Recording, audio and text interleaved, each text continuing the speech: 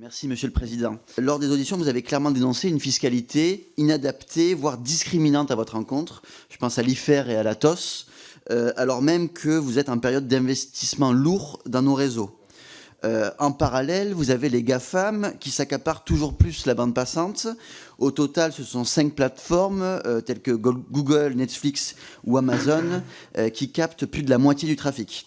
Donc le résultat, c'est que vous vous retrouvez dans une situation où vous devez investir toujours plus pour supporter un trafic qui ne cesse de s'alourdir, pendant que des grandes sociétés américaines, qui en plus ne payent presque pas d'impôts en France, se gavent sur vos investissements et donc nos investissements.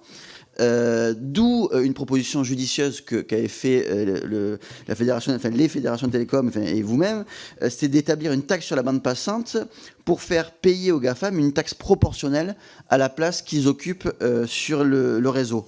Quand j'en avais discuté un peu avec vous, et puis on m'avait répondu que c'était un sujet européen qui devait être traité au niveau européen, et que d'ailleurs, donc il y a une consultation européenne qui a commencé en début de l'année. Mais je me pose la question, est-ce qu'on devrait se limiter est-ce qu'on ne devrait pas prendre les devants et nous-mêmes aller en avant? Bruno Le Maire n'a pas attendu l'Union européenne pour faire une taxe GAFA. Aujourd'hui, donc, nous ne sommes pas obligés d'attendre l'Union européenne, et peut-être il serait intéressant de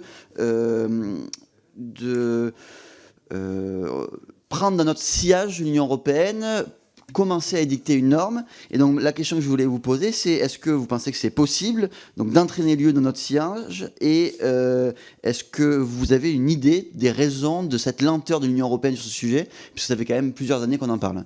Merci. Merci beaucoup. Alors,